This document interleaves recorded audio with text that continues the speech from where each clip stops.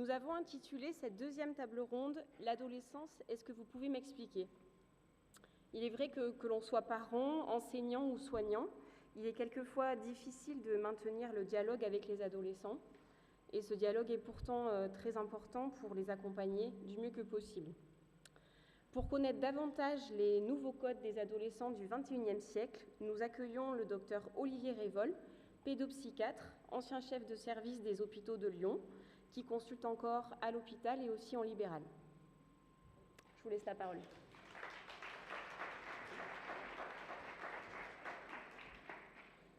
Merci à tous, merci de votre invitation. Une invitation de l'AFPA, ça ne se refuse pas. Il y a des gens avec qui j'ai grandi ici, et je ne les vois pas là, Jean-Paul Blanc. On a grandi ensemble autour de la pédopsychiatrie et de la pédiatrie et de la compréhension. Où il est, Jean-Paul? Fais-moi un petit signe. Ah, il n'est pas venu, d'accord, ça fait ça, c'est sympa. C'est agréable.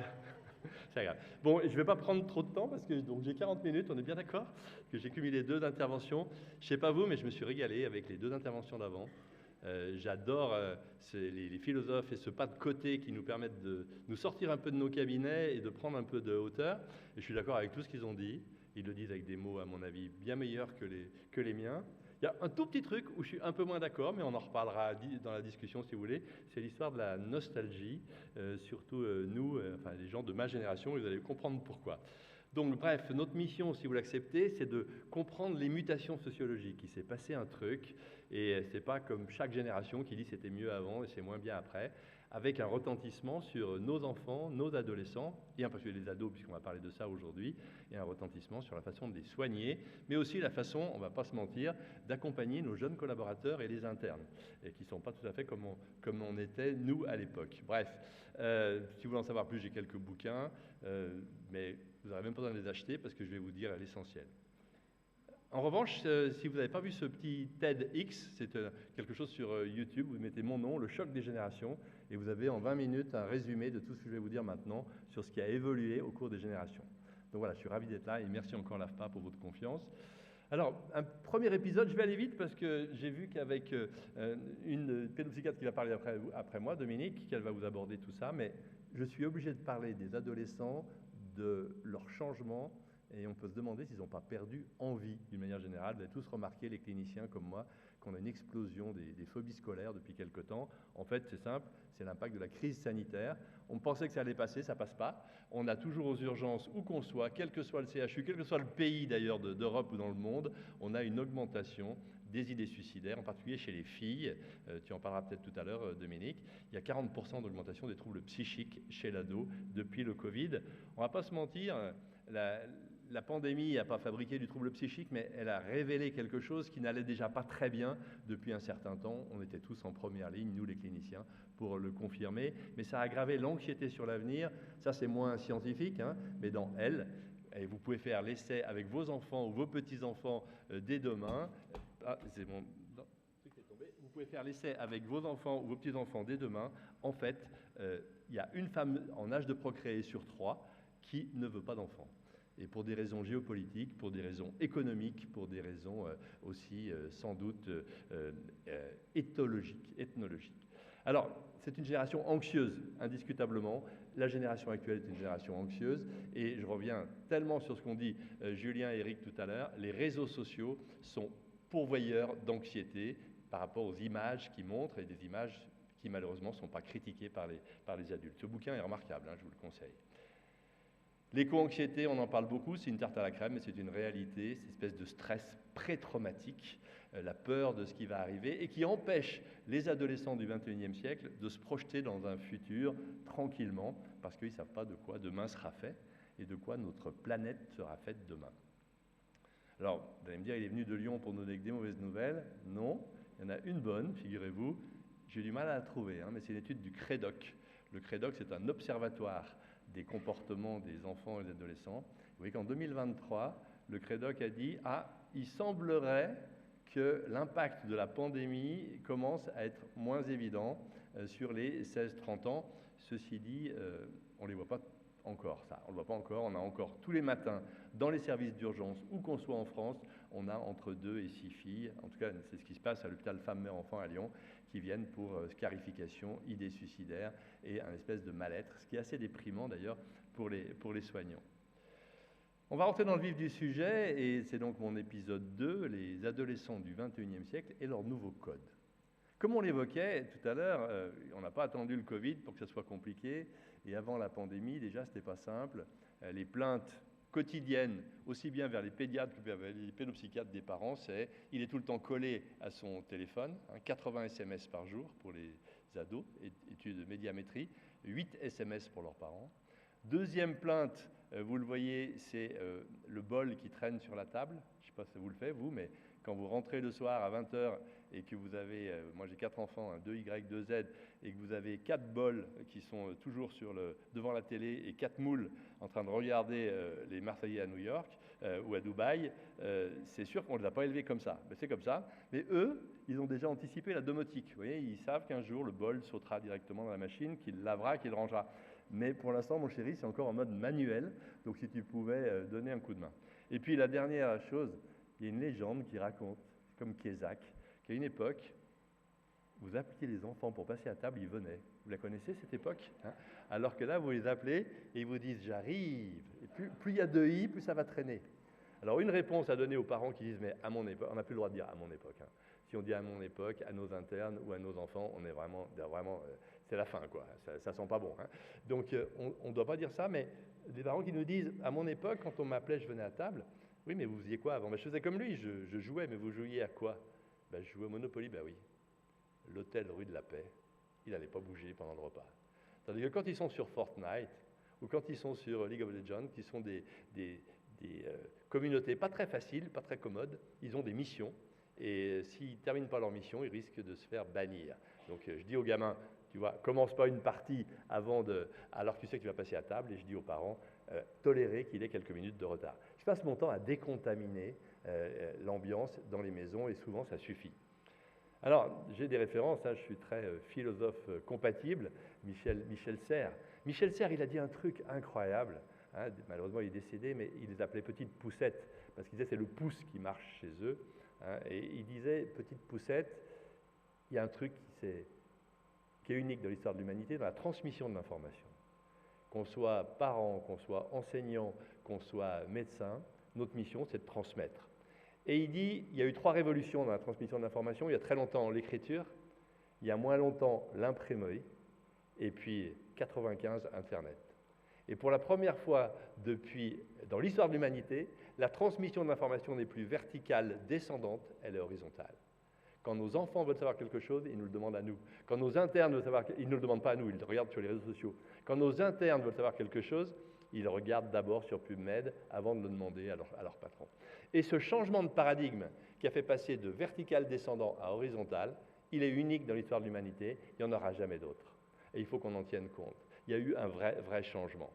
Alors ce vrai changement, si on fait un peu les vieux, mémoire des années 60, moi quand j'allais au bord de la mer, mes parents étaient médecins, on allait en 2 chevaux, ils n'avaient pas de thunes à l'époque, on dormait sur la tablette arrière, il n'y avait pas de ceinture de sécurité, vous vous souvenez. On mettait 7 heures de Lyon pour aller au bord de la mer, mais sérieux, on arrivait au bord de la mer, on ne se baignait pas. On ne se baignait pas parce que nos parents regardaient la montre Kelton et pendant 3 heures, ils disaient « tu ne te baignes pas avant 3 heures, sinon tu vas mourir ». Vous l'aviez ça, hein? Vous voyez comment les codes ont changé.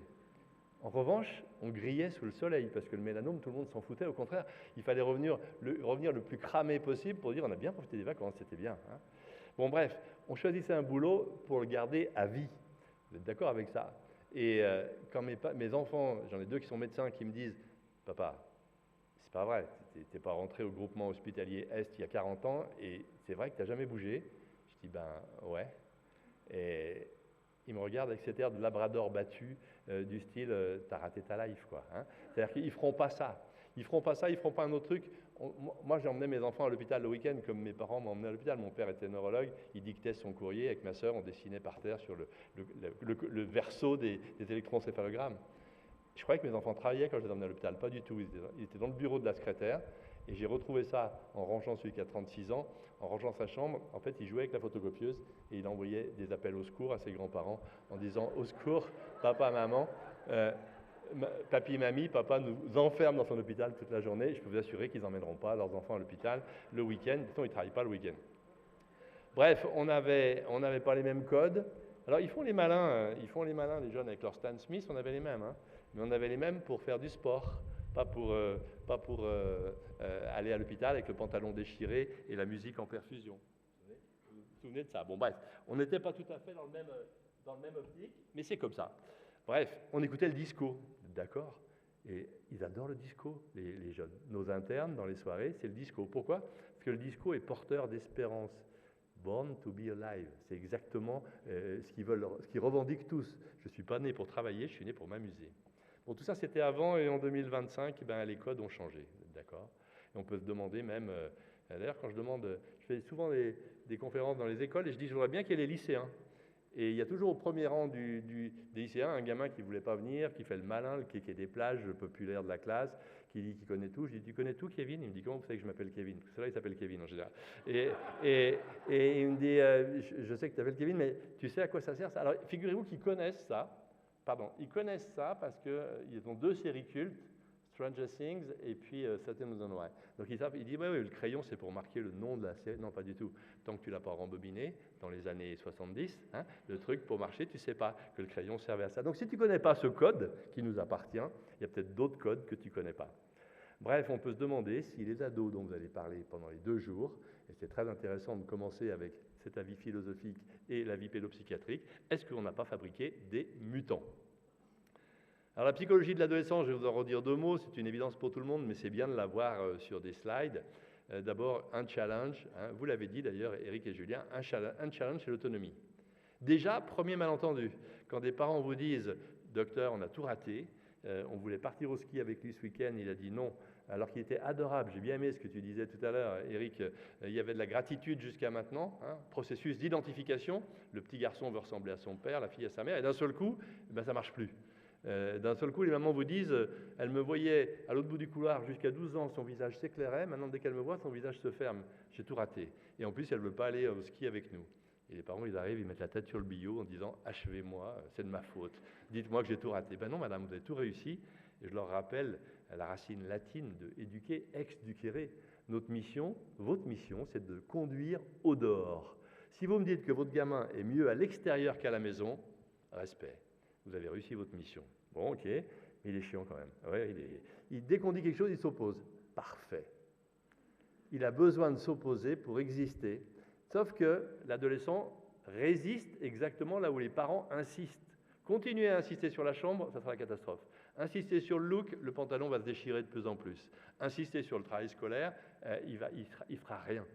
Mais de façon inconsciente. Les docteurs, je ne comprends pas. Alors, quand ils ne comprennent pas, je leur dis... Et ça leur parle aux baby-boomers. Je leur dis, elle chantait quoi, France Gall, au siècle dernier? Ah ouais, résiste, prouve que tu existes. Ok, donc vous voulez dire que quand il nous dit non, ça veut dire qu'il est en train de se fabriquer? Oui, c'est bien. Ok, ça me va. Mais en même temps, vous êtes sûr, vous occupez d'enfants à haut potentiel, vous êtes sûr de vos tests? Parce qu'il nous repose tous les lundis la même question, est-ce que je peux avoir mes manettes? Et il sait qu'il n'a pas ses manettes le lundi. Parfait. Vous faites quoi? Je lui réponds chaque fois non, mais c'est épuisant, docteur. Puis je pense qu'il est pas aussi intelligent que ça. Je pense qu'il est un peu limité intellectuellement. Non, il n'est pas limité. Il est comme l'astronaute. Il est comme l'alpiniste qui descend en rappel. Et le monde adulte, il est quand même un peu inquiétant actuellement. Donc quand vous descendez en rappel, vous descendez, puis au bout de 10 mètres, vous mettez les pieds sur la paroi, et puis vous tirez sur le bazar. Ça tient, ouf.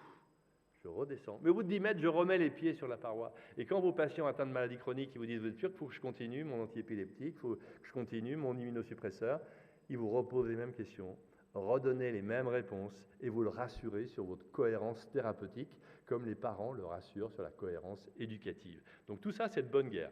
Bon, ok docteur, on accepte, mais il est quand même un peu bizarre aussi et il est toujours crevé. Moi, je travaille jusqu'à 21h. Quand je rentre le soir et que je le vois avec ses frères et sœurs couchés devant la télé, c'est horrible. Il ne fait rien. Et cette asthénie physique et psychique, elle est souvent présentée par les parents comme une maladie. Et puis, vous savez quel est leur mot culte maintenant. Quand vous leur dites tu pourrais desservir la table, ils vous répondent flemme. Hein, flemme. Alors, flemme, à notre époque, flemme, ça voulait dire paresseux, rien envie de faire, etc. Non. Flemme, à la relecture des adolescents du XXIe siècle, ça veut dire « j'ai peur. J'ai peur du monde, j'ai peur de ce que je pourrais vous faire. » On a ouvert les vannes hormonales et on a déclenché la possibilité d'impulsivité, de vous dire des mots méchants, de vous agresser physiquement. Cette flemme me protège. Quand on explique aux parents que l'asthénie physique et psychique les protège, ça change pas mal de choses. Oui, mais il nous provoque. Quand je lui dis « bosse, parce que c'est la fin de ton trimestre » et qu'il me dit « et toi, ton chômage, ça va, papa ?» Qu'est-ce que...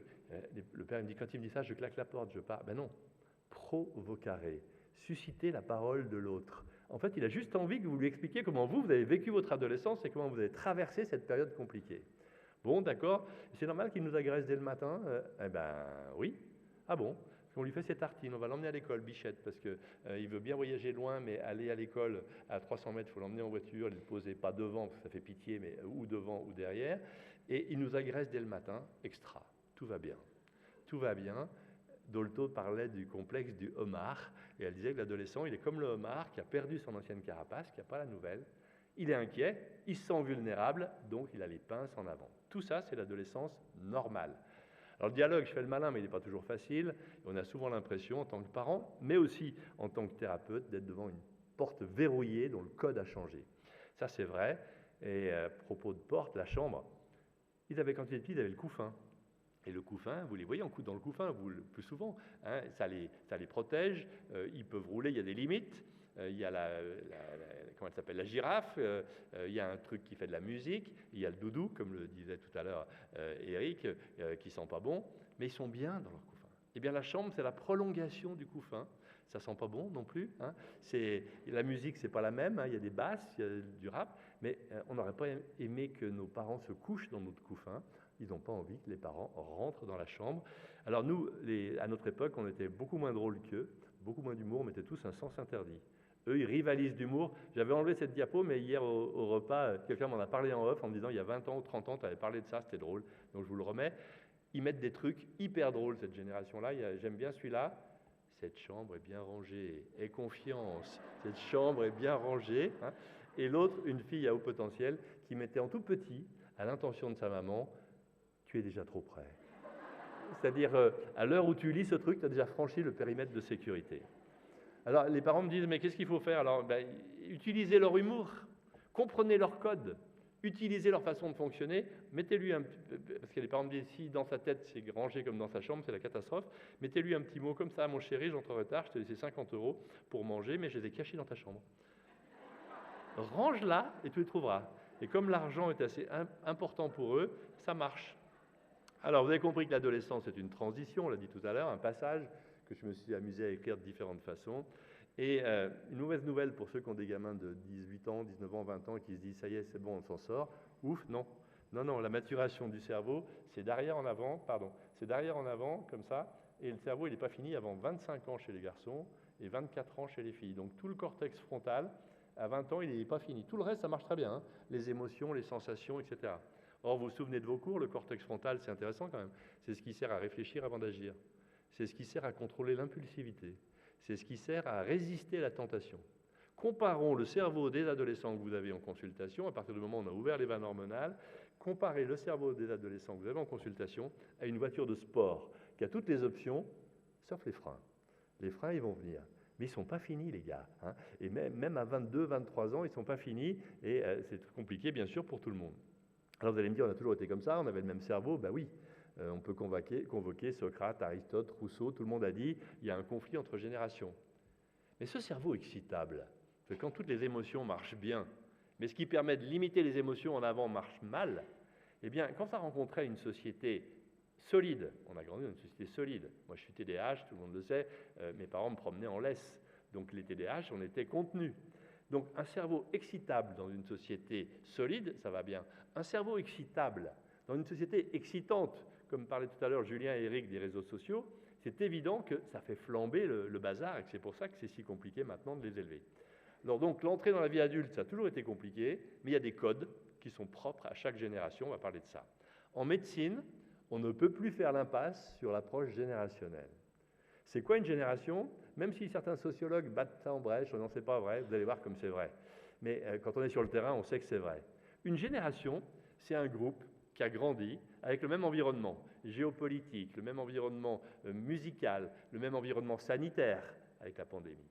C'est-à-dire qu'une génération a une vision du monde qui est forcément différente de la génération d'avant. Et on doit absolument, quand on veut transmettre quelque chose à nos enfants, à nos patients, à nos internes, on doit tenir compte à qui je m'adresse. À qui je m'adresse. Et vous allez, voilà, choisissez votre camp. Si vous êtes né avant 60, vous faites partie des boomers. Entre 60 et 80, des X. 80 et 2000, des Y. Après 2000-2010, les Z. Et puis les petits, les nouveaux, ils ne sont pas encore tous nés, donc c'est pour ça que c'est difficile d'en parler. Mais je vais faire une conférence demain aux orthodontistes porte-maillot sur la génération alpha, parce qu'eux, ils voient que la génération alpha, peut-être que si je serais invité à l'AFPA un jour, je vous ferai ça. Mais c'est dur hein, pour avoir la gold. Hein. C'est pas très facile. Hein. Mais regardez ce qui se passe dans les familles, mais ce qui se passe aussi dans l'entreprise. Et l'hôpital, c'est une entreprise. Et pour ceux d'entre vous qui sont à l'hôpital, vous le savez, à l'hôpital, on a 4 générations qui ont des codes totalement différents. Alors, on va aller voir ces différents codes. Le code des boomers, c'était simple hein, pour nous. Nos parents, mai 68, on a eu un petit vent de folie. Mais c'était les 4 P. Il y a 4 faits qui se sont penchés sur notre cerveau. Pardon, notre berceau, mais notre cerveau aussi. 4 faits qui se sont penchés, les 4 P.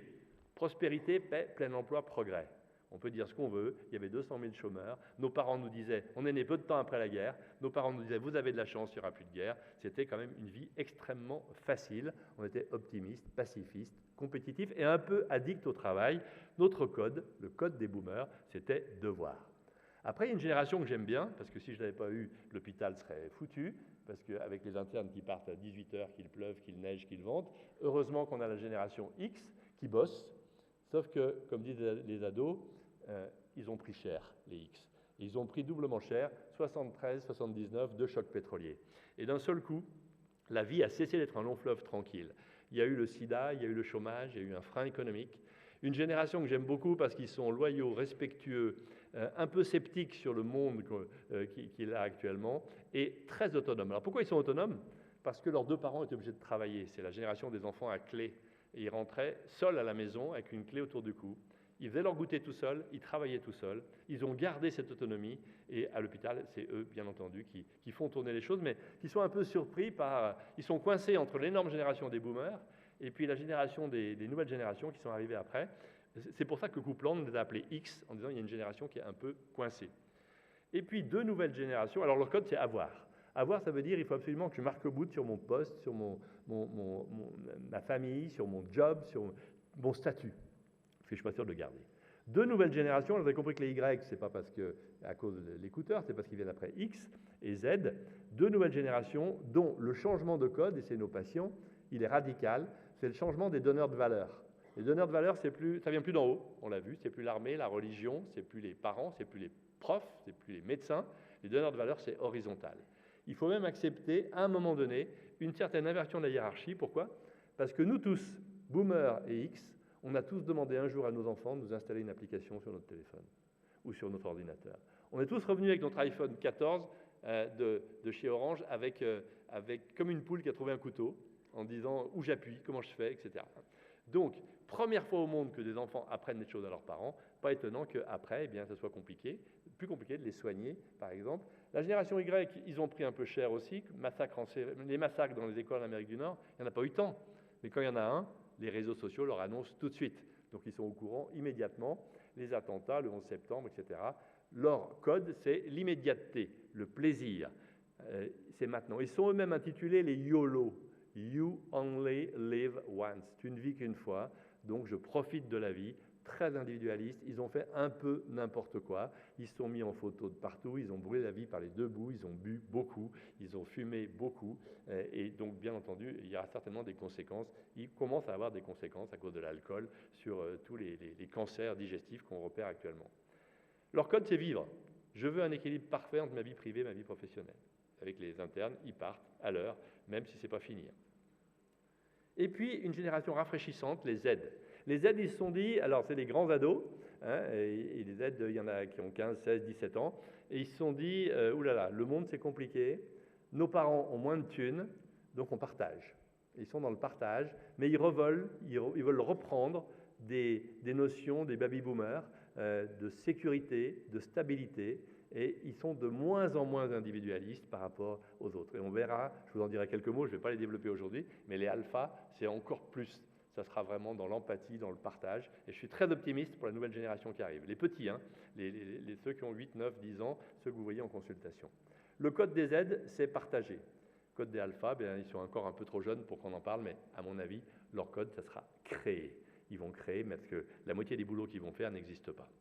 Alors, comment on en est arrivé là? C'est intéressant de comprendre comment on en est arrivé là. Il y a des raisons d'abord éducatives. C'est nous, c'est de notre faute. Moi, le premier, on a fabriqué des enfants rois. On a fait l'inverse de ce que faisaient nos parents avec nous. On leur a dit qu'ils étaient les plus beaux, les plus intelligents, on les a pris en photo. Nos parents, ils faisaient une pellicule de clic-clac Kodak, ça coûtait cher. Donc là, on a pris des centaines de photos. On les a rendus narcissiques. On leur a enlevé les bosses en haut des pistes de ski pour qu'ils puissent descendre et qu'ils ne souffrent pas bichette et qu'ils aient une vie la plus simple possible. Vous le voyez en consultation. Les parents ne les critiquent pas. Les parents leur laissent faire, les parents leur laissent toucher à tout. Donc, enfants rois, on en a eu un peu moins parce qu'on a eu la pilule, donc on a pu les choisir, on les a eu au moment où on voulait, donc plus de pression sur chaque gamin. Devenu ado, c'est plus compliqué parce qu'on leur a pas assez dit non. Donc, ils supportent beaucoup moins bien les critiques et les remarques. Ils sont blessés en cas de critique.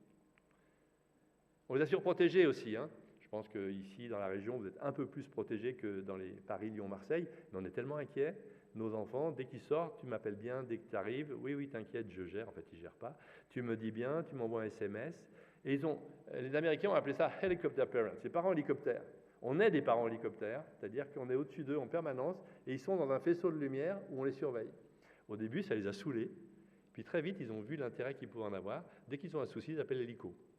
Les directeurs d'école disent, dès qu'on a mis un mot à un gamin, on entend un vrombissement dans le ciel, il y a un hélicoptère qui se pose dans la cour de la récré, et deux furies qui arrivent et qui vont dire au CPE, je crois qu'il y a un CPE ici, il confirmera tout à l'heure, ils vont dire au CPE, non, c'est pas lui, enlevez-lui ça, bichette, Parcoursup, comment il va faire avec ce mot alors que c'est pas de sa faute. Bon. Et après, l'hélicoptère repart.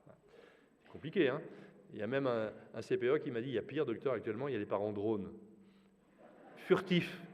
Tu crois qu'ils ne sont pas venus, tu n'as pas eu de bruit, tu ouvres ta porte et ils sont là devant. Non, il faut l'enlever le truc. Sauf que les gamins, ils ont compris l'intérêt et ils l'utilisent. Hein. Ils l'utilisent. Regardez ce gamin, je me suis battu pour qu'il arrive au bac. Hein, c'était un enfant à haut potentiel TDAH et la mère me dit, prenez-le pas en photo parce que je n'ai pas trop demandé l'autorisation. Et la mère a dit, m'envoie ce message en disant, un quart d'heure avant l'épreuve de bac, il me dit, j'ai oublié ma carte d'identité.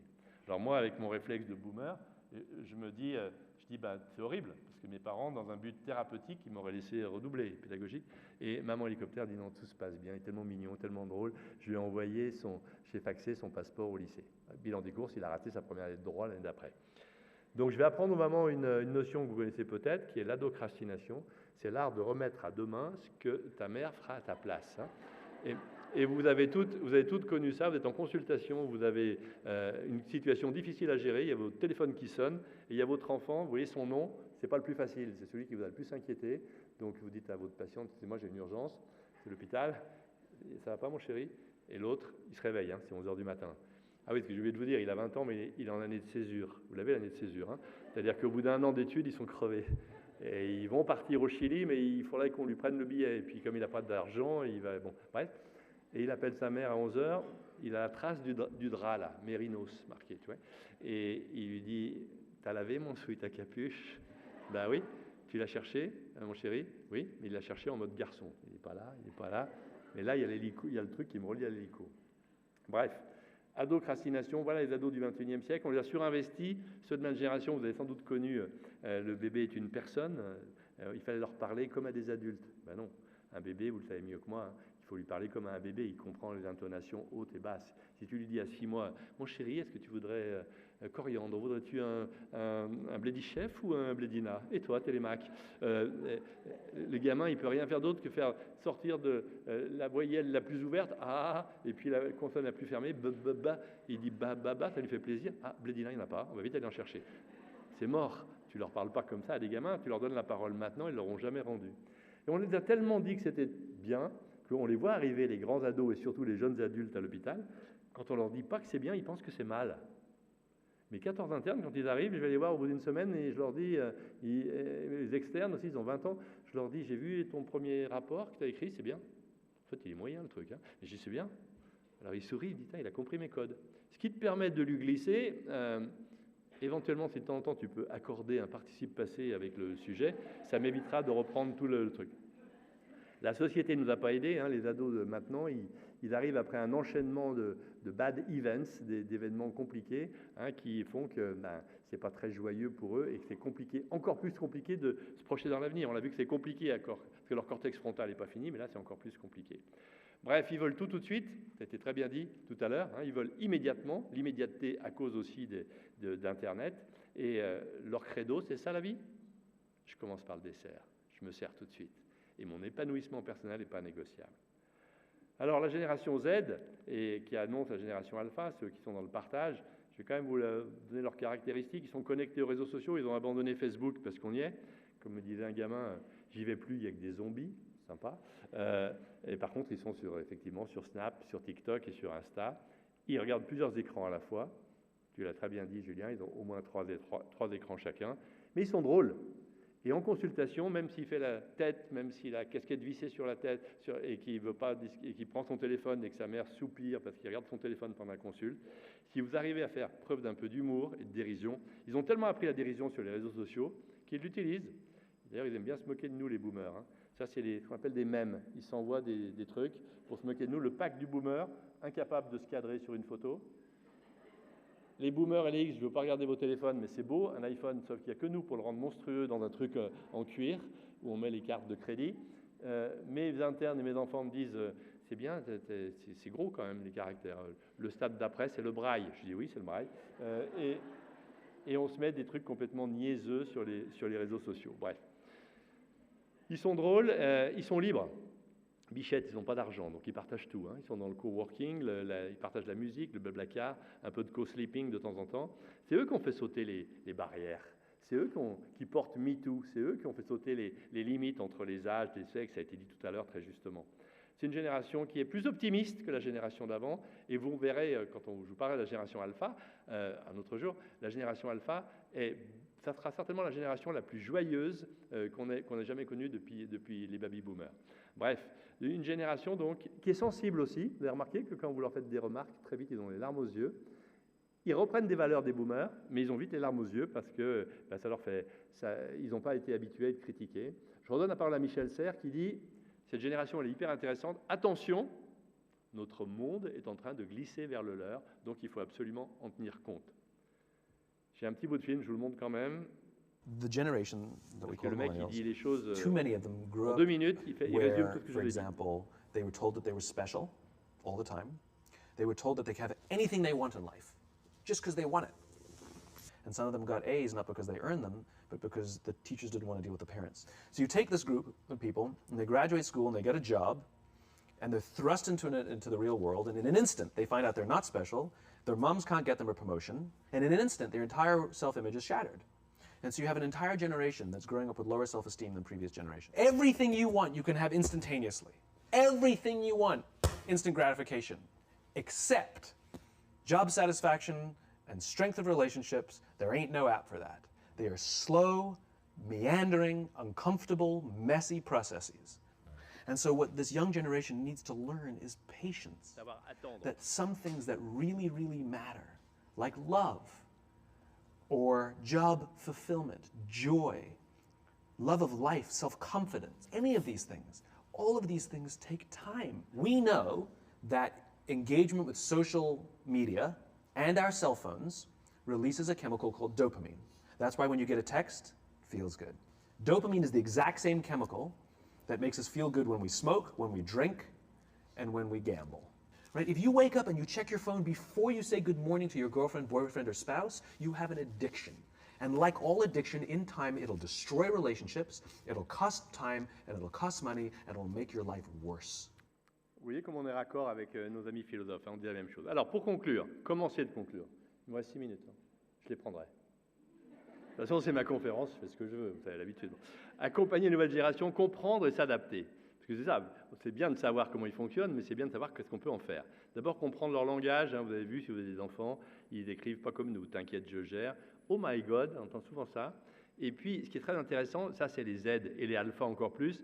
Il rentre de l'école à toute vitesse et puis il dit à son copain « Wesh bro, comment tu vas ?» Et l'autre lui dit « Au KLM, au calme. » Ils veulent la sécurité, la tranquillité. L'autre, il lui répond, et moi, posez. Et plus il y a de Y, plus ça veut dire je vais être tranquille. Il y a une appli qui me dit qu'avec les bouchons, ma mère n'est pas là avant un quart d'heure, on a le temps de s'amuser. Après, il y a des subtilités. Comment ça se passe avec ton traitement? Si vous dites ça va, il faut lui dire, ah, quand vous dites ça va, c'est que ça va pas forcément bien. How are you? Fine, dans les séries, ça va pas bien. Ou vite fait. Tu prends régulièrement ton traitement pour une maladie chronique? Vite fait, je ne le prends pas. Et puis, ce qui est nouveau, alors ça, c'est très intéressant et rafraîchissant, quand des gamins nous disent, je suis choqué. En bien ou en mal d'ailleurs, hein, mais je suis choqué. Ou alors un truc nouveau. Moi, quand je partais faire des conférences à l'étranger, que je revenais et que ma voiture avait bougé, la maison, c'était la pagaille, je prenais les Y, je disais, c'est toi? Non, non, c'est pas moi. Alors qu'il y a les experts qui ont montré les empreintes digitales sur la voiture, etc. Et la tête sur le bio dit, c'est pas lui. Le petit Z, pareil, je pars dans l'océan Indien, je reviens, j'avais rempli le frigo de trucs pour qu'il mange bien, de trucs frais. Je reviens tout pourri dans le frigo. Par contre, ce qui n'était pas pourri, c'est Uber Eats, Uber Eats, Uber Eats. Je lui dis, et c'est toi ça? Je me dis, on va encore se friter comme avec ses grands frères et ses grandes sœurs. Il me dit, oui, c'est moi. J'avoue. Ils avouent. Ils avouent, ils ont une bien meilleure lecture de ce qu'on pourrait dire. Hein, j'avoue. Ou ça ne se fait pas, papa. Le nombre de gamins à la maison qui disent, papa, mais ça ne se fait pas quand tu dis ça. Ils protègent vraiment les races, les sexes, etc. Et puis, vous n'êtes pas prêts aussi. Hein. Papa, maman, je vais vous dire un truc, mais vous n'êtes pas prêts. Une de mes dernières conférences, il y a 2 ans, je pars faire une conférence en 30 juin en Corse. J'arrive avec mon costume, je passe la passerelle, mon ordinateur, j'étais pressé, il faisait 40 degrés. Je me dis, je vais appeler le petit Z pour qu'il, je pense à ma pelouse. Mais avec les jeunes de la génération maintenant, il ne faut pas les prendre frontalement. Si les parents vous disent, il faut lui parler de travailler, et quand vous le voyez au cabinet et que vous dites, il faut que tu travailles, c'est mort. Il faut les prendre par la périphérie. Longtemps que je ne t'ai pas vu, mon chéri, qu'est-ce que tu regardes comme émission? Tu fais toujours du foot, etc. Donc je l'appelle. Vous avez remarqué que quand vous appelez vos enfants, ils ne vous répondent pas tout de suite. Mais il accuse réception, yes. Je le prends par la périphérie, ça va mon Jimmy? Oui, nickel, et vous? Et là, toujours la périphérie. Si vraiment il fait trop chaud, tu parles, il est 45, tu peux penser à arroser, et sa réponse, vous n'êtes pas prêts, sa réponse, vas-y. Tu connais pas les codes, tu repousses la passerelle, tu prends l'avion, tu reviens, tu l'égorges, le gosse, non? Mais tu connais les codes et tu sais que vas-y, ça veut dire ok, hein, ça change quand même pas mal de choses. On avait une belle langue, hein, nous, on pouvait dire, si je comprends bien, la boum, hein, vous vous rappelez, de ce qui fait qu'en conséquence, maintenant tu dis du coup. Tu dis du coup et genre, tu as ta phrase. Hein. Bon, il faut s'adapter aussi, et ça c'est peut-être la partie la plus importante, mais je vais la faire en 2 minutes.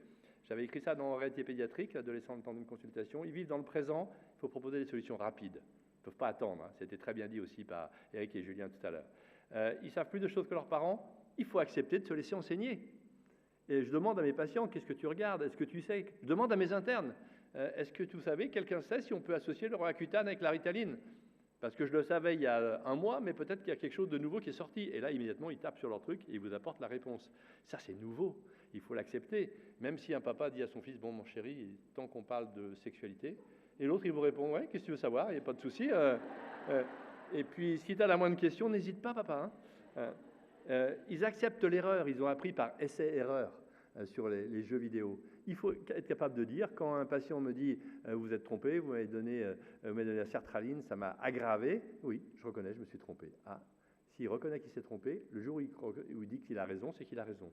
Il ne se formalise pas avec les rapports hiérarchiques, hein, le bébé est une personne, on leur a parlé comme à des grands, il faut s'adresser aux enfants directement. Et faites-moi plaisir, de temps en temps, faites sortir les parents, juste 3 minutes, parce que c'est jamais en présence des parents qu'il va vous parler de ses choix sexuels, de ses conduites à risque et de sa consommation de toxiques. Et puis, ils préfèrent comprendre plutôt qu'apprendre. Ça ne sert plus à rien d'apprendre, puisque je l'ai sur Internet bien mieux fait. Il faut savoir convaincre plutôt que contraindre. On est obligé dans la consultation, quand on balance des messages que nos médecins nous balançaient vertical, descendant, et on les écoutait, maintenant, il faut convaincre. Vous avez tous la notion des 4 pas, je vous ai rajouté ça, parce que je savais qu'on allait parler des écrans, mais vous n'avez pas le droit de dire à un adolescent, ça c'est pour les parents, pas d'écran le matin, pas pendant les repas, pas avant de se coucher. Le gamin, il faut lui expliquer pourquoi. Hein, je t'explique pourquoi pas le matin, parce qu'il faut être attentif en classe. Pas à table, parce qu'on a envie de se parler. On a envie de savoir ce que tu fais et que tu nous racontes ta vie. Pas avant de te coucher, parce qu'il faut que tu dormes bien. Ça décale la mélatonine, la lumière. Tu l'as dit tout à l'heure, Julien. Et je m'en fous de la mélatonine. Oui, mais ça t'empêche d'apprendre. Je m'en fous d'apprendre. Mais là, il faut être malin. C'est ballot, parce que avec ton écran, ça retarde ton sommeil. Et c'est les premières heures de sommeil où ta peau devient si douce, tes cheveux si soyeux, Et alors pour les garçons, vous avez tous remarqué que vos adolescents, ils font de la musculation, pas pour être en bonne santé, mais pour prendre de la masse. Et c'est les premières heures de sommeil où tu prends vraiment de la masse. Hein, tu vois, convaincre plutôt que contraindre, et à ce moment-là, ça marche. Donc, pour conclure, accompagner une nouvelle génération, est-ce que c'est une mission impossible? Ben non. Non, à condition qu'on connaisse leur code, qu'on respecte leurs valeurs. Ils ont des valeurs différentes des nôtres. C'est pas mieux ni moins bien ce qu'ils font, c'est différent. Et il faut absolument accepter qu'ils soient différents. Ils veulent quoi? Ils veulent qu'on les rassure, ils veulent des racines. Ils veulent qu'on les aide à partir, ils veulent des ailes. Ils veulent des racines et des ailes en même temps. Et c'est à nous, en tant que médecins et en tant que parents, en tant qu'enseignants, à le faire. Et puis, plus que jamais, ils nous demandent de répondre à une question implicite, leur question implicite, même s'ils le disent maladroitement. Et il me reste 20 secondes. Même s'ils le disent maladroitement, leur question implicite, vous la connaissez tous. Il faut savoir le décrypter. Rassurez-moi, docteur, est-ce qu'il y a un pilote dans l'avion? Est-ce qu'il y a quelqu'un qui dirige cette famille, ce cabinet médical, ce service hospitalier, cet établissement scolaire ou ce pays? Je vous remercie de votre attention.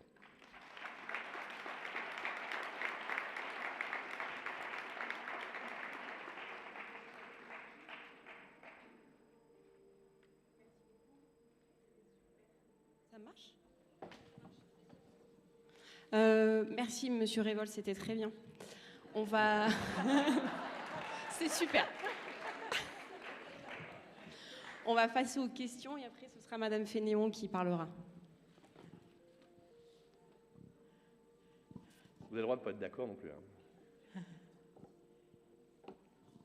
Hein. Olivier, en fait, sur la transmission, ça existait déjà à la génération d'avant, en particulier les enfants nés en France dont les parents n'étaient pas, étaient ou maghrébins ou polonais, je ne sais pas quoi.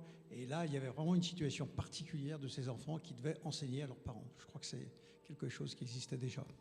Très bonne remarque du docteur Stagnara. Effectivement, et on a vu ce que ça a donné. C'est parce que les parents avaient perdu leur légitimité, puisque c'est les gamins qui remplissaient les papiers pour eux, que ça a été plus compliqué pour ces gamins d'accepter les règles.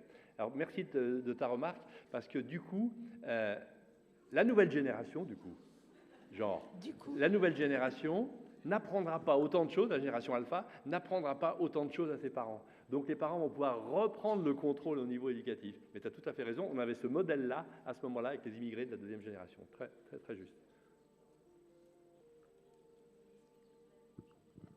Bonjour, merci pour la présentation. Je ne vous vois pas. Je suis là, c'est un peu pardon. Moi, je me posais la question sur le choix multiple. Les enfants, ils ont accès vraiment à beaucoup de choix. Avant, on regardait le film sur la télé, on n'avait pas le choix, on avait les dessins animés. Là, maintenant, ils peuvent choisir ce qu'ils veulent. La musique, ils peuvent choisir. Et donc, je me pose la question sur l'étendue du choix des enfants et est-ce que des fois, ça ne peut pas être délétère? Ben oui, moi je me pose souvent cette question-là. C'est-à-dire qu'ils ne regardent même plus les trucs en temps réel. Nous, on attendait, rappelez-vous, on se mettait à 20h devant le journal et si tu l'avais raté, tu l'avais raté. Maintenant, ils regardent tout en différé, ils peuvent choisir exactement ce qu'ils veulent. Donc ça les renforce dans leur sentiment de toute puissance, qu'il n'y a pas besoin d'attendre, de se forcer, de respecter le temps. Donc oui, c'est une très bonne remarque, c'est un des facteurs supplémentaires qui ne les aide pas à avoir le sens de l'effort. Flemme. Oui. Oui, une petite question. Est-ce que justement l'excès de choix et donc le fait que tout soit ouvert et possible ne crée pas aussi une forme d'anxiété qui pourrait être perceptible face à l'inconnu et au manque de repères? Bien sûr. Alors, ça dépend des personnalités, parce qu'effectivement, il y a ces éléments sociologiques, puis il y a des éléments de personnalité. Des gamins qui sont solides, qui ont grandi avec un attachement sécure, etc., ils vont s'en sortir. Mais un gamin qui est un peu fragile, ou un gamin qui se pose trop de questions, c'est le cas, vous le savez, des enfants à haut potentiel, qui sont incapables de choisir, et que le choix peut devenir effectivement extrêmement anxiogène pour ces enfants-là. Les plus vulnérables, c'est compliqué d'avoir le choix. Une petite question pratique, s'il vous plaît. Quand vous dites que les ados, c'est bien qu'ils s'opposent, c'est bien à la limite qu'ils soient désagréables le matin, qu'ils s'opposent, etc., est-ce que vous le dites aux ados devant les parents, c'est bien, tu fais ton boulot, bon job, c'est pas évident quand même? J'ai pas tout à fait compris la fin de votre question. Je suis un peu sourd. Est-ce on dit aux parents, c'est normal, voilà, il n'y a pas de souci, en présence de l'ado, mais c'est un peu délicat quand même, non? Alors, très bien, très bonne question. D'abord, il y a deux éléments de réponse. Parce que tout ce que je vous ai dit là, l'opposition, l'irritabilité, l'asthénie physique et psychique, c'est un signe de bonne santé psychique. Première question que vous allez poser aux parents, comment il est à l'extérieur? Si les parents vous disent d'un ton pincé, ben c'est ça le docteur en plus qui m'achève, c'est que mes amis l'adorent, le trouvent délicieux, il est comme ça qu'avec nous, là c'est un signe de bonne santé psychique. Et ça a été évoqué tout à l'heure par nos amis philosophes, c'est un signe, non seulement c'est un signe de bonne santé psychique, mais c'est indispensable, et que tu peux te permettre de dire, surtout si les parents te disent, mais il n'y a que lui qui est comme ça, on en a 3, les 2 autres sont adorables, et là vous avez le droit de dire aux parents, ah ouais, mais vous voulez que je vous dise la vérité? C'est que c'est celui qui vous aime le plus. C'est celui qui est le plus proche de vous. Le docteur, il ne peut pas être proche, regardez comme il nous insulte, etc. Ben oui, c'est celui qui a le plus de mal à se désengager. Donc, comme il a du mal à se désengager, il en rajoute. Parce que, alors pourquoi il a du mal? Parce que vous allez le chercher à l'autre bout de la Colombie, parce qu'il était 10 et vous l'avez accompagné pour travailler, parce qu'il a un handicap. Et c'est Cyrulnik qui nous avait appris ça. Il nous dit, l'enfant qui a grandi dans une pléthore affective, c'est comme s'il avait évolué dans une délicieuse prison dont il peut sortir par la violence. Et que vous verrez, madame, monsieur, que dans 20 ans, c'est celui qui sera le plus proche de vous. Il ne me croit pas sur le moment. Maintenant, ils viennent me voir. Vous aviez raison. Donc, premier élément de réponse, de dire aux parents, s'il est comme ça, c'est qu'il vous aime. Et il est à côté. Alors lui, il secoue la tête, il l'entend comme ça. Et dès que tu as fait sortir les parents, tu dis, qu'est-ce que tu en penses de ce que j'ai dit à tes parents? Ben oui, je les aime, mais je n'arrive pas à leur montrer. Ça, c'est très, très important de le dire devant les parents. Mais il y a un deuxième élément de réponse par rapport à votre question qui est très juste, c'est qu'on n'est pas là non plus pour cautionner ça. Et alors les parents disent, donc on lui laisse tout faire. J'entends souvent ça. Ah bon, c'est normal, on lui laisse tout faire. Non, non. Vous devez lâcher sur les choses pas graves et en revanche, vous allez au clash pour les choses graves. C'est quoi, docteur, les choses graves? Santé, sécurité, respect des valeurs. Il lève la main sur vous, il vous insulte, il se met en danger, il fume, il boit, etc. Là, on ne négocie pas. En revanche, les choses pas graves, c'est le look, l'état de la chambre, le travail scolaire, tout ça, c'est pas grave. Ça veut dire que vous ne cautionnez pas les choses pas graves. Mon chéri, comment on pourrait faire pour que tu y arrives? Mais si vous vous mettez sur le même plan, le gamin qui fume du shit, qui prend de la drogue, qui sort la nuit et qui prend des risques, et le gamin qui n'a pas rangé sa chambre, combien d'enfants m'ont dit ça? M'ont dit, mais docteur, c'est pas moi qu'il faut soigner, c'est lui, mon père là. Hein? Dites-lui, parce que vous voyez l'état dans lequel il s'est mis hier, parce qu'il a vu que je n'avais pas rangé mon bol, il avait les cheveux qui se dressaient sur la tête, il tapait la tête contre les murs, et elle me disait implicitement, la gamine, il n'y a pas de pilote dans l'avion, elle me disait implicitement, la gamine, mais sur qui je vais pouvoir compter quand il m'arrivera un truc grave? Donc c'est extrêmement important avec les adolescents en général, mais surtout ceux de ce siècle, de ne pas leur reprocher des choses qui finalement ne sont pas dangereuses. Sauf que nous, on n'a pas les mêmes codes, on n'a pas grandi avec les mêmes codes, et d'où l'intérêt de vous montrer ça, que les codes ont changé. Moi, j'avais une petite question. Ouais. Donc, c'est très simple. C'est tous nos grands qu'on voit effectivement sans les parents. C'est quand même très rare qu'ils se confient vraiment. C'est-à-dire, on essaye, on les met à l'aise, on essaye de poser des questions. Alors, je me demandais, est-ce qu'il faut utiliser leur langage, c'est-à-dire leur code, leurs mots? Enfin, est-ce qu'il faut rentrer dans ce jeu de langage? Ça, c'était la première question. Parce que je trouve qu'on ne dépiste pas quand même, on n'arrive pas à vraiment faire sortir beaucoup de choses. On parle des autres, hein, évidemment, des copains, mais de même, je trouve que c'est très difficile. Et puis, j'étais en difficulté avec un jeune qui allait pas bien, qui avait des troubles du comportement alimentaire, qui a refusé que sa mère sorte. Je savais pas comment faire. J'ai pas fait sortir et j'ai rien pu. On n'a pas pu du tout avancer. Il pleurait, il était très mal. Voilà, qu'est-ce que j'aurais pu faire, ce jeune? J'ai jamais pu... Enfin, il allait mieux 15 jours plus tard, c'est vrai, malgré tout. Il y a quelque chose qui est passé, mais il a refusé que je le voie tout seul. Alors, très bien. J'adore cette question. Première chose, tu vois, tu as gagné le morceau, c'est-à-dire que tu as respecté son besoin d'être seul. Tu dis, OK, aujourd'hui, je pense que tu n'es pas disponible pour qu'on se voit seul. J'aimerais bien, la prochaine fois, ça me ferait plaisir de te voir seul parce que je suis sûr que tu as des trucs à me dire. Donc, tiens, elle me considère comme un sujet. Hein, donc là, il a le temps de se faire à l'idée. Deuxième chose, tu dis un truc qui est fondamental, c'est comment, effectivement, là, je fais le malin, comme s'ils me parlaient tous et me racontaient leur vie, mais parfois, ce n'est pas très simple. Et vous avez une position privilégié pour obtenir la parole, pour libérer la parole des gamins. Je vais vous dire laquelle est cette position. C'est que les gamins, quel que soit le motif de la consultation, et même s'il vient pour autre chose, s'il vient pour signer un certificat, à un moment donné, vous les examinez.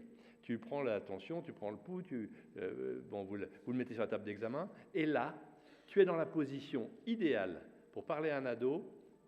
Ce n'est pas le parler face à face qui est vécu comme de la réprobation, c'est le parler à côté. Vous avez tous, les parents ici, fait l'expérience que des confidences sortaient dans la voiture, alors que jamais il vous l'aurait dit, mais quand vous l'emmenez quelque part, à ce moment-là, il vous dit des trucs parce que vous êtes à égalité. Et quand tu l'examines, c'est bien, ok, ton pouls est bon, attention, je vais te faire ton papier pour l'équitation ou pour l'escalade, etc. Mais il y a un mot magique. Si tu fais une question fermée, sinon ça va, ça ne marche pas. Si tu lui dis, tiens, je te fais ton papier, et à part ça. Et le et à part ça, ça ouvre. Et là, il va te dire, ouais, moyen. Et là, tu vas pouvoir enchaîner le truc. Donc, il faut absolument qu'à un moment donné, tu profites d'un moment fécond où tu ne regardes pas dans les yeux, donc il ne le vit pas comme de la réprobation, mais où tu le considères d'égal à égal et tu t'intéresses à quelque chose qui ne t'aurait pas dit spontanément. Bonjour. Quand vous avez décrit les caractéristiques communes des différentes générations X, Y, Z, j'ai eu l'impression, mais je me trompe peut-être, je voulais votre ressenti, de reconnaître plutôt une population diplômée, aisée, enfin dans les caractéristiques que vous avez énoncées, et j'ai eu l'impression qu'elle n'était pas forcément applicable à l'ensemble des milieux sociaux. Est-ce que c'est des choses qui sont établies ou est-ce qu'au contraire, ces codes-là, on peut vraiment les retrouver partout? Moi, j'exerce à la campagne, peut-être que ça joue un peu là-dedans, mais par exemple, même pour la génération X, l'héritage de mai 68, j'ai pas l'impression qu'il soit le même chez des agriculteurs du césalier que chez des populations plus urbaines. Alors il y a 20 ans, j'aurais répondu à votre question en disant oui, vous avez raison, et maintenant ça a changé.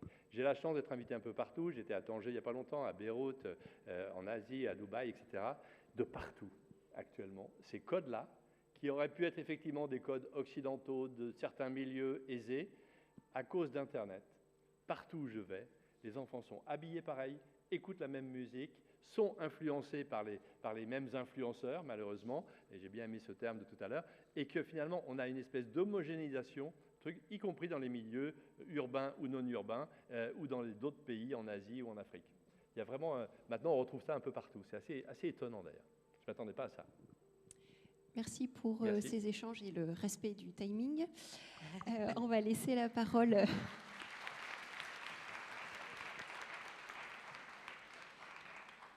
Laisser la parole au docteur Dominique Fénéon-Landou, qui est pédopsychiatre et chef du pôle de pédopsychiatrie au CHU de Clermont-Ferrand, qui va aborder et nous parler des signes à ne pas rater chez les adolescents pour repérer leur souffrance. Bonjour et merci pour cette invitation. Alors, est-ce que je vais arriver à vous parler de tout ça après ces 3 interventions? On va voir. D'abord, il faut que je comprenne... Parfait. C'est les adultes qui se font enseigner par les adolescents. Très bien. Donc moi, je dois parler de l'adolescent qui ne va pas très bien et de comment on s'occupe de cet adolescent qui ne va pas très bien. Alors d'abord, je vais commencer par quelques chiffres.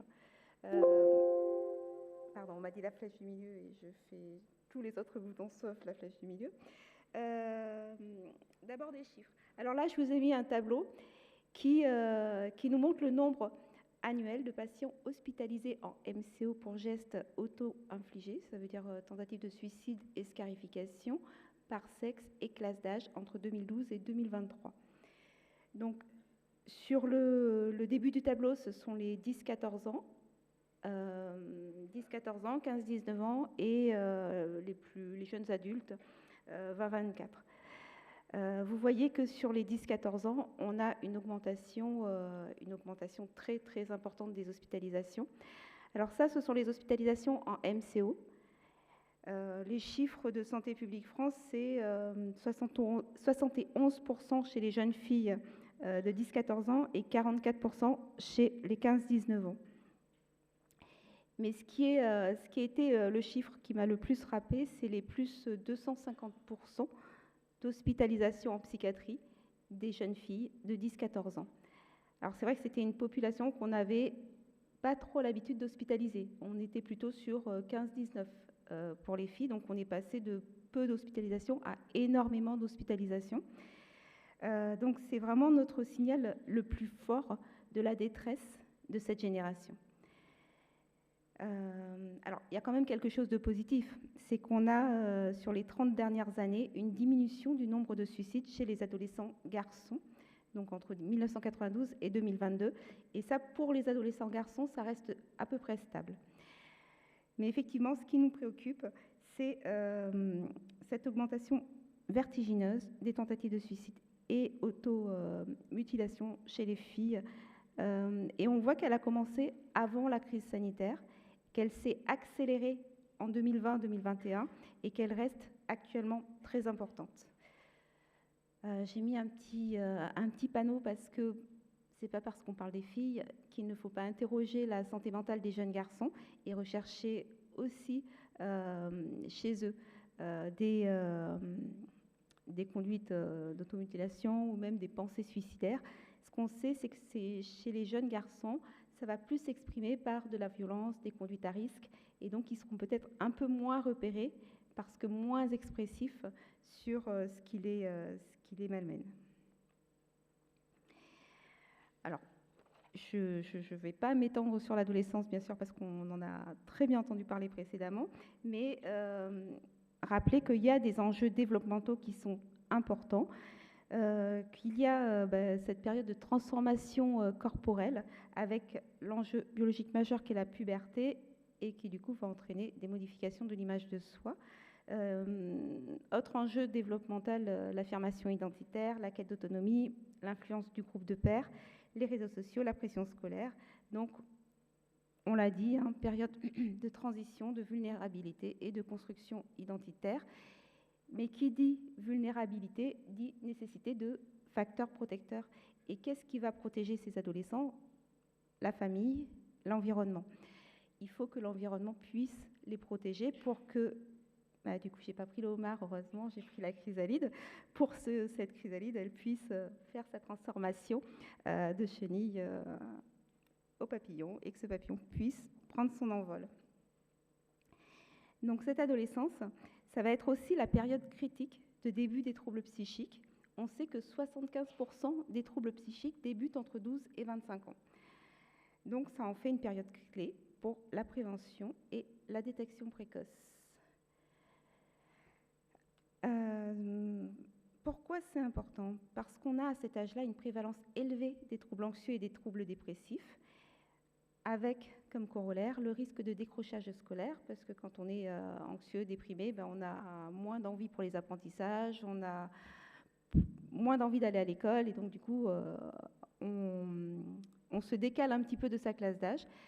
On a plus de risques de conduite à risque de type consommation de substances, relations sexuelles à risque, automutilation et autres. Et du coup, le pédiatre va être un des premiers interlocuteurs possibles pour ces adolescents, au même titre que le médecin scolaire ou que le médecin traitant, enfin plus le médecin traitant que le médecin scolaire. Donc, il me semble effectivement que c'était vraiment important que nous puissions communiquer entre pédiatres et pédopsychiatres pour ne pas que, en tout cas pour que on puisse, avec vous, discuter du mal-être des adolescents, parce que le mal-être, ce n'est pas forcément la pathologie psychiatrique, et que du coup, ces adolescents, ils ne seront pas tous rencontrés par la pédopsychiatrie, parce qu'ils ne relèvent pas tous de la pédopsychiatrie. Et je crois que dans la question qu'on a eue précédemment, il y a quelqu'un qui a pu dire je l'ai vu 15 jours après, il allait mieux. Et oui, mais c'est ça l'adolescence, en fait. Donc je ne sais pas pourquoi je vais mal, j'ai tout pour être heureux. C'est vrai qu'ils ont un langage parfois qu'il faut arriver à décoder. Mais forcément à cet âge-là, il va être important de connaître les enjeux de l'adolescence, parce que qu'est-ce qui va nous permettre de comprendre ce qui se passe, c'est de savoir que quand on a ce corps qui change, ces émotions qui débordent, le langage, il n'est pas tout à fait encore à la hauteur pour venir dire ce qu'on ressent dans ce corps, en fait. Donc pour venir traduire par des mots leur vécu, ça va leur prendre un peu de temps et ils vont avoir besoin d'un peu d'aide.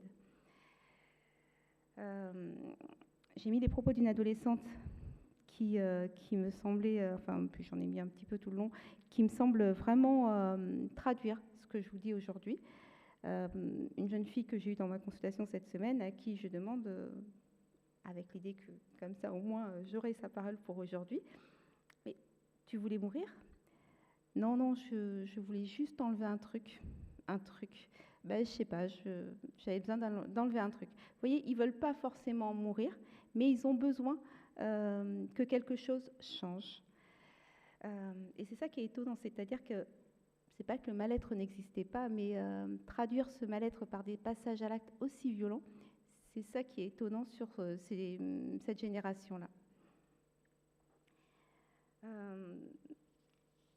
Donc j'essaie de me rappeler où j'en suis. Donc oui, je vous disais, verbalisation parfois difficile, une attitude hermétique, on a vu la porte fermée tout à l'heure, ou minimaliste, qui de fait va obliger à décoder d'autres signaux et à trouver des stratégies pour créer du lien.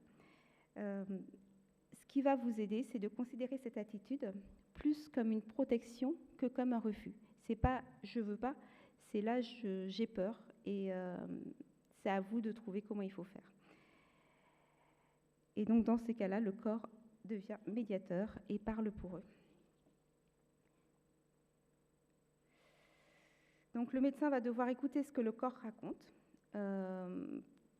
écouter sans juger, sans psychologiser trop vite, parce que si tout de suite votre examen clinique est normal et que vous leur dites c'est dans la tête, ça ne marchera pas. En fait, ils ne vous feront pas confiance et ils ne comprendront pas ce que vous voulez leur dire, parce qu'eux-mêmes ne comprennent pas ce qui leur arrive.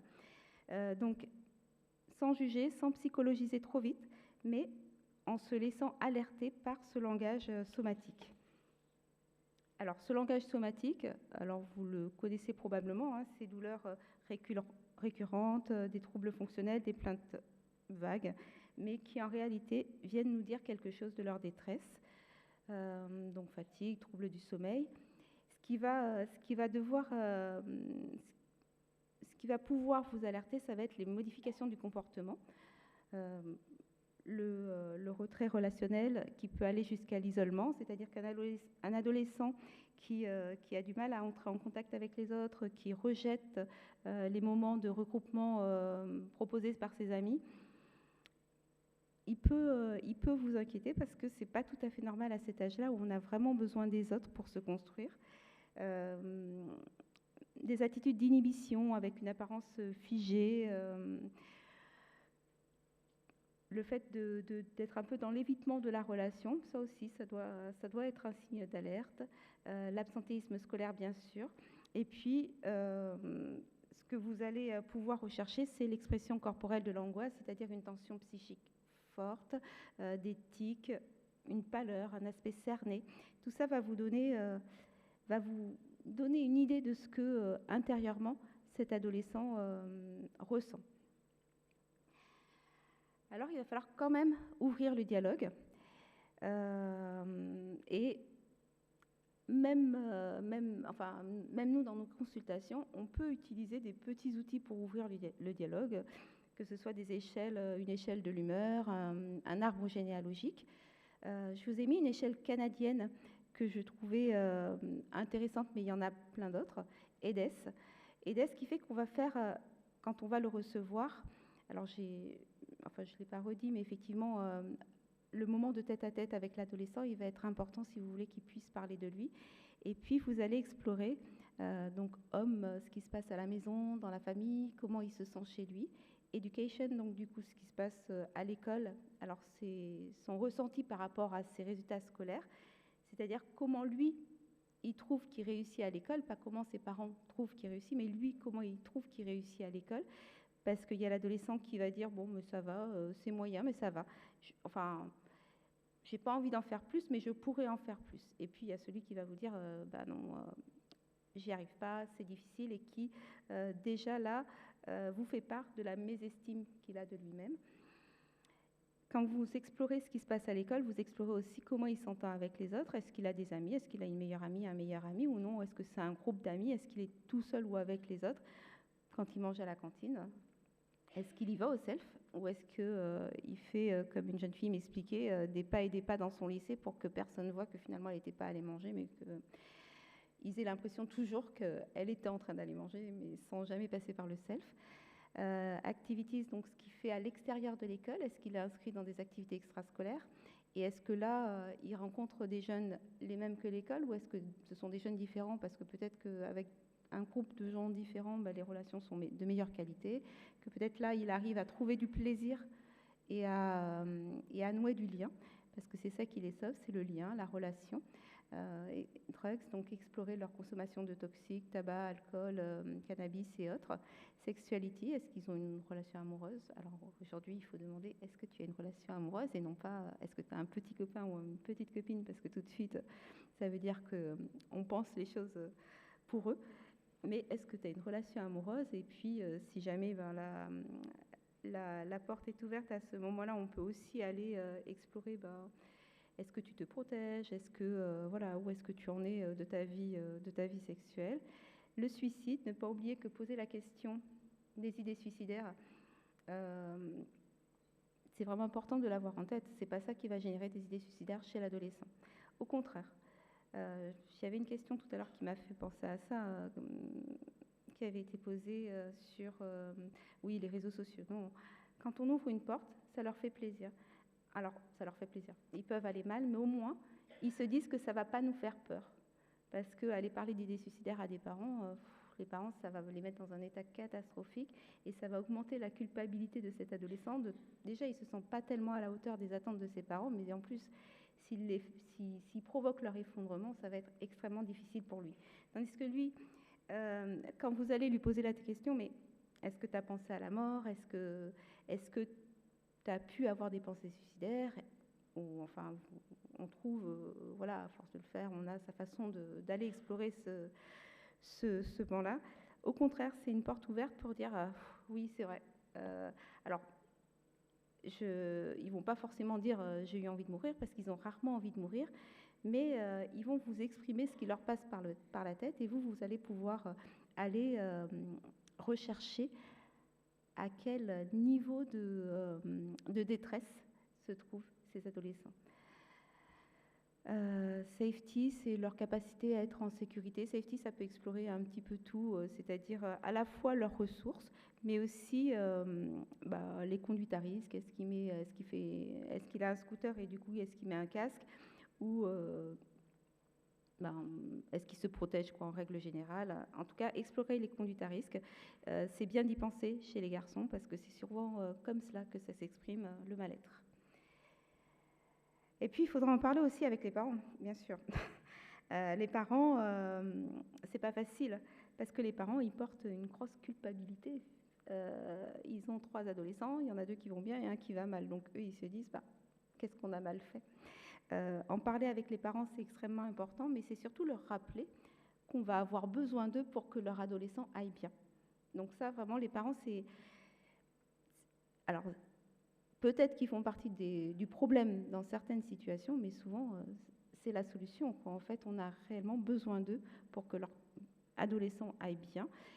Et puis, souvent, c'est d'eux qu'on va tenir les signes les plus fins, parce que il faut vous rappeler que les parents sont les meilleurs observateurs de leurs enfants.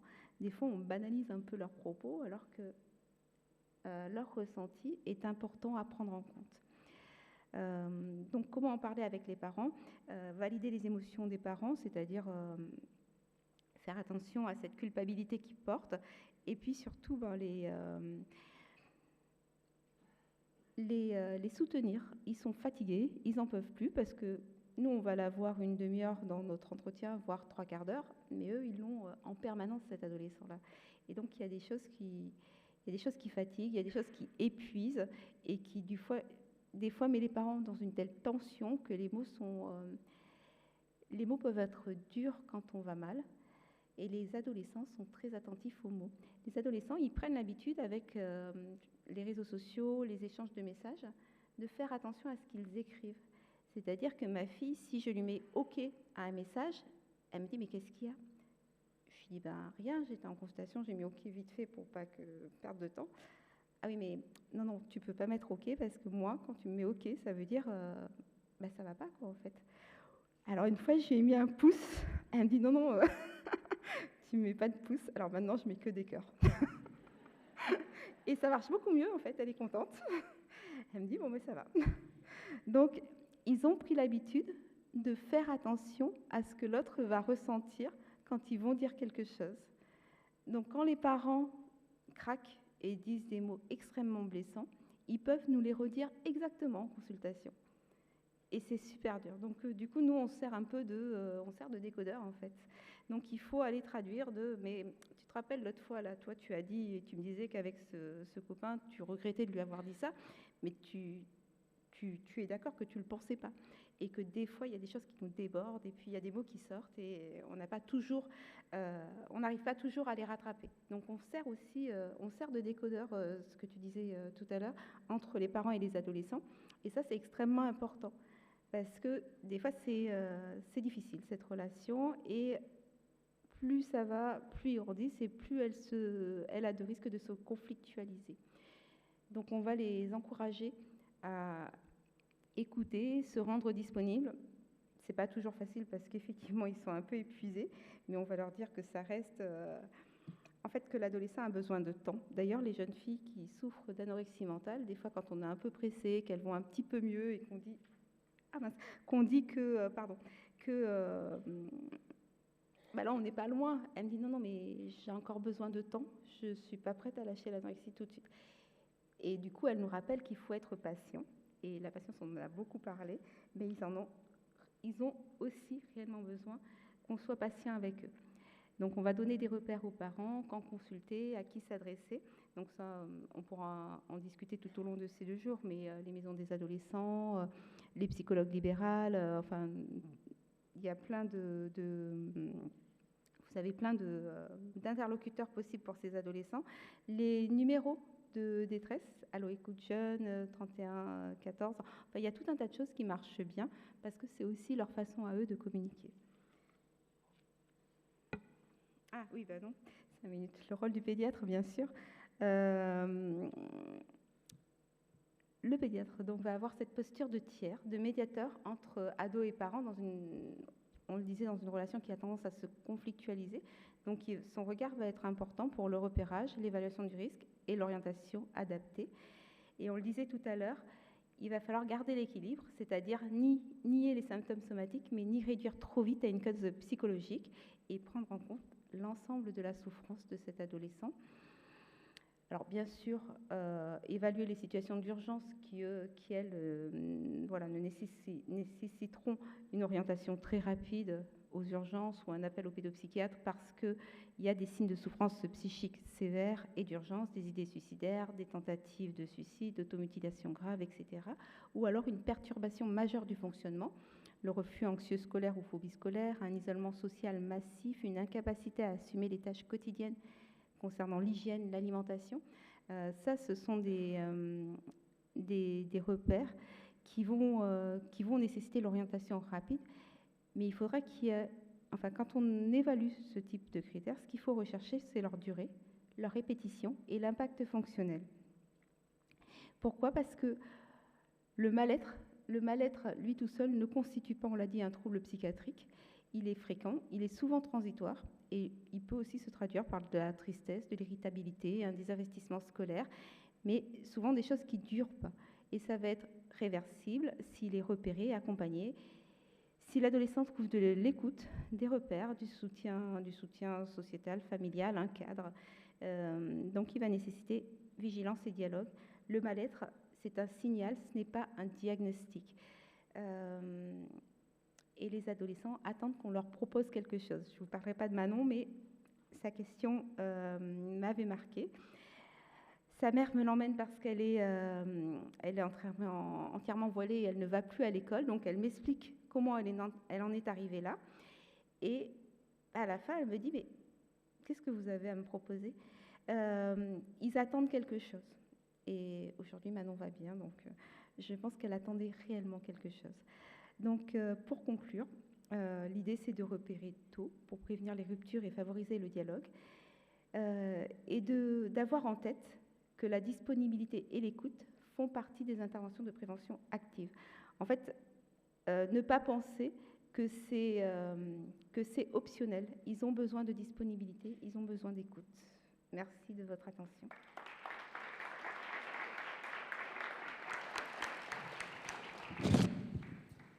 On a quelques minutes pour des questions.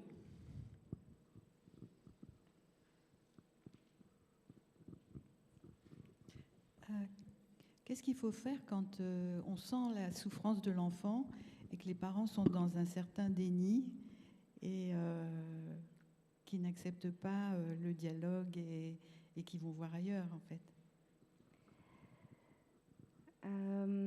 Alors, quand les parents vous l'emmènent, normalement, alors ils viennent pas avec cette plainte-là, en fait. C'est ça que vous dites. Ils viennent peut-être avec une plainte somatique. Donc, il faut prendre le temps de discuter avec l'adolescent seul. Et puis, il y a des choses qu'on peut dire à l'adolescent. Par exemple, ces numéros d'urgence, on peut les donner à l'adolescent. La maison des adolescents, c'est un lieu gratuit, ouvert, libre, anonyme. On y vient sans carte vitale et il a été créé pour les adolescents pour pouvoir venir, même quand les parents sont dans le déni de leur souffrance. Après, une fois qu'on a dit ça, bon, ça c'est le dialogue avec l'adolescent, mais je crois qu'il faut vraiment avoir en tête qu'on doit commencer par construire l'alliance thérapeutique avec les parents. Donc il faut prendre le temps. C'est-à-dire que s'ils viennent pour une plainte, il faut considérer cette plainte-là et les revoir, mais toujours accorder un moment seul à l'adolescent pour voir comment les choses évoluent et prendre le temps avec les parents. Moi, je me souviens d'une jeune fille, j'ai vu très longtemps, sa maman l'amenait parce que le pédiatre avait dit il faut aller voir un pédopsychiatre, mais elle ne voyait pas pourquoi elle venait me voir, parce que de toute façon, elle avait mal au ventre, et puis de toute façon, on avait parlé de troubles fonctionnels intestinaux, et qu'il y avait une explication, et que cette jeune fille fonctionnait très bien.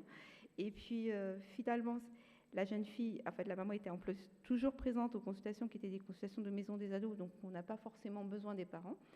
Donc un jour, j'ai expliqué ça à la jeune fille et à la maman en disant, effectivement, elle n'est pas obligée de venir me voir, mais il faut que vous sachiez aussi que ce lieu-là, c'est un lieu fait pour les adolescents et elle peut venir seule. Elle est revenue seule. Elle m'a dit elle-même qu'elle savait bien que ces troubles, que ces douleurs de l'estomac étaient en lien avec son stress, la pression scolaire, etc. Elle le savait, mais c'était difficile à entendre pour ses parents et elle voulait pas, comment dire, elle n'avait pas envie qu'on les brusque, quoi, en fait. Donc, elle est revenue seule à la maison des adolescents et on a continué à se voir en fonction de ses besoins. Oui, moi j'aimerais vous poser la question suivante. On a chez certains adolescents des refus de soins majeurs, c'est-à-dire qu'on peut avoir des pathologies de troubles anxieux massifs. Moi en ce moment j'ai 4-5 situations d'adolescents qui restent dans leur chambre, dans le noir, refusant de parler à tout le monde, refusant de voir un psychologue, refusant de voir un pédopsychiatre, refusant de prendre des médicaments. Alors, d'un point de vue sémiologique, entre un trouble anxieux majeur et des enfants qui vont peut-être évoluer vers une pathologie psychiatrique avérée, schizophrénie, troubles schizoaffectifs, tout ça, on n'a aucun moyen clinique de différencier. Et on est dans des impasses thérapeutiques complètes. Ensuite, l'état de la pédopsychiatrie, moi j'habite une zone plutôt bien dotée, l'aire toulonnaise, mais il y a 6 lits de centres d'accueil et d'observation des adolescents. Quand on veut faire un séjour de rupture, on se dit est-ce qu'on le sort quelques jours de sa maison? Mais encore, c'est pas possible, parce que quand on a un adolescent qui casse tout chez lui, on peut rien faire. On nous dit appelez la police, parce que les urgences, vous en avez parlé, mais les urgences, on passe 2 heures et généralement, il n'y a pas forcément le lit pour rester. Donc, sur ces situations avec des violences importantes, des adolescents avec des idées noires, voire des pulsions suicidaires, le refus de soins porte quand même un problème majeur. Le leur, et puis le manque de structure en plus. Ouais. Je suis d'accord avec vous, le refus de soins, c'est difficile, mais c'est difficile même pour nos équipes. C'est pour ça qu'on a créé tout un tas de dispositifs, et notamment des équipes mobiles, des équipes qui vont à domicile. Il y en a de plus en plus. Je pense qu'il y en a... Enfin, il y a des projets qui sont déposés pratiquement dans toutes les régions, puisque chez nous, on a réussi à en créer une, où les soignants sont formés, puisque ce sont des soignants de pédopsychiatrie. Ils vont à domicile. Dans un premier temps, ils n'arrivent pas à voir l'adolescent, donc ils passent du temps avec les parents. Et puis, petit à petit, il faut leur laisser du temps. Alors, plus ça prend de temps et plus on est inquiet, parce que ça veut peut-être dire qu'il y a quelque chose de péjoratif, enfin pour l'adolescent et pour son développement derrière. Pour autant, il faut y aller, il faut prendre le temps. Et moi, je me souviens d'une situation d'un jeune qui passe le bac cette année. Ça a duré longtemps, mais il s'est quand même récupéré. Mais ça nous a pris du temps. Et puis l'hospitalisation, quand elle a pu avoir lieu, ça n'a pas été tout de suite. Il n'était pas tout à fait d'accord, mais les parents, on avait réussi à faire ce travail avec eux, donc ils ont réussi à l'emmener jusqu'à notre centre de soins. On lui a demandé de rester, il n'a pas vraiment résisté, et la transformation pendant l'hospitalisation a été effectivement spectaculaire. Mais il y avait eu avant tout un temps d'approche. Parfois, l'éducateur de l'équipe mobile allait juste pour savoir s'il avait mangé, lui proposer d'aller manger un McDo à l'extérieur. Et c'est comme ça que tout doucement, il a créé du lien avec cet adolescent. Il faut beaucoup de patience dans ces situations d'adolescents en rupture.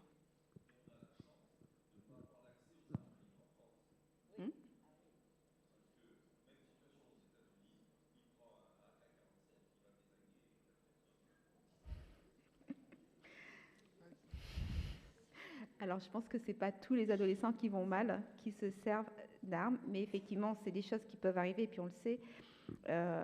Après, il faut être aussi un peu optimiste pour cette génération. Quand on crée du lien, ils sont vraiment demandeurs de ces espaces-là. Oui, que faire quand il y a une demande de la mère, du médecin, mais pas de l'ado? Moi, j'ai une situation dernièrement où il y a une famille que j'avais suivie très régulièrement pendant l'enfance, etc.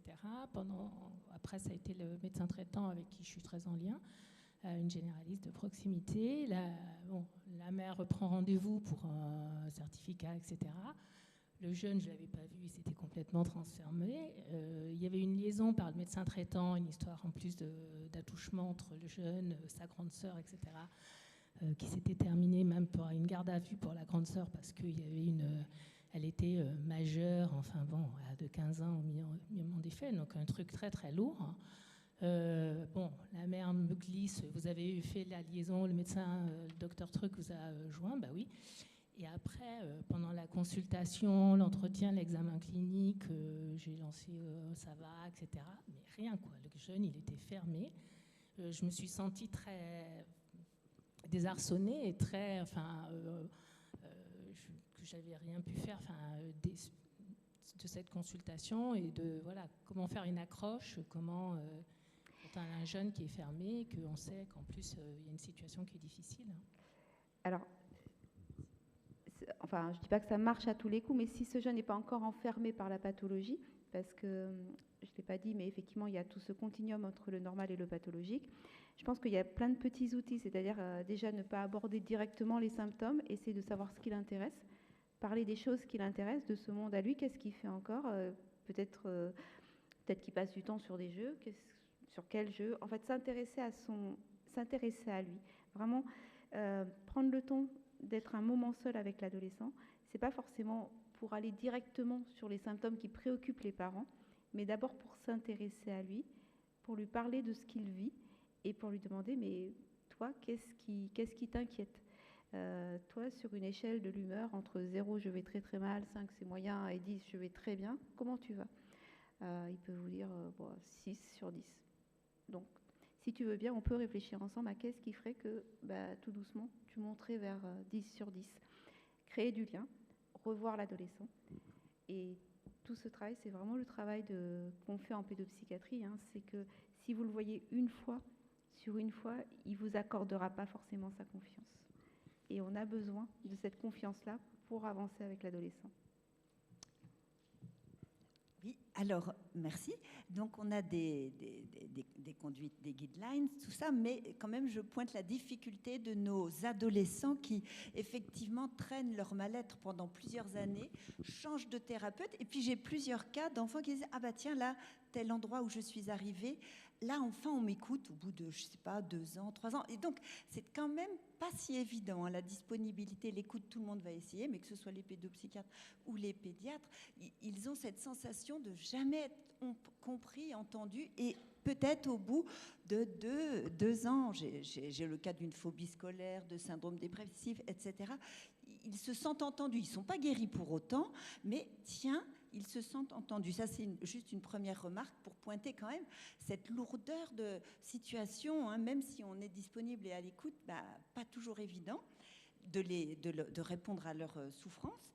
Et puis, alors, un cas incroyable, une IP, une information préoccupante qui a été faite à l'encontre d'une famille où les 3 enfants vont mal. Eh ben non, c'est impossible, ça. Une information préoccupante contre les parents. Les 3 enfants vont mal, déjà, ils culpabilisent et ils ont une IP sur eux. Ça, c'est incroyable, ça. Alors, pour la première remarque, peut-être que c'est justement votre disponibilité et votre écoute pendant longtemps qui fait qu'un jour, il dit, bah, tiens, je vais peut-être essayer, parce qu'il ne faut pas perdre de vue la trajectoire développementale de cet adolescent. C'est peut-être qu'il y a 2 ans en arrière, il n'était pas prêt, et qu'il s'est passé des choses entre le moment où vous l'avez vu pour la première fois et le moment où ça va être avec cet adulte-là. Mais ça, il faut aussi leur faire confiance. C'est pas grave. Ce que vous avez fait, c'est pas rien. À partir du moment où vous êtes montré disponible et à l'écoute, c'est pas rien pour cet adolescent-là. Et c'est peut-être ça où il s'est dit, bah, tiens, pourquoi pas. Sur la deuxième remarque, s'il y a une IP, c'est qu'à un moment donné, quelqu'un a été inquiet. Voilà. Et une IP aujourd'hui, ça ne fait pas un placement des enfants. Donc à partir de là, on discute. Il vaut mieux que ce ne soit pas avec celui qui a fait l'IP parce que ce ne sera pas possible. Mais tout doucement, discuter avec les enfants. Mais qu'est-ce qui a pu inquiéter ? Si les 3 enfants vont mal et qu'aucun va à l'école et qu'ils ont 9, 10 et 12 ans, bah, heureusement que quelqu'un a fait une IP parce qu'un jour, il va falloir les rencontrer et puis les reconduire vers l'école. Mais l'IP, il faut le prendre comme un signal d'alerte. C'est mal vécu par les parents, mais des fois, ça peut déboucher sur un dialogue. Et puis, il faut... alors, bien sûr, ce ne sera pas la même personne qui aura fait l'IP qui devra rencontrer ces gens. Et puis, il faut partir du principe que bah, vous allez les écouter et ils vont vous dire bah, comment on peut faire pour justement que ces parents servent de ressources à cet adolescent parce qu'il en a besoin.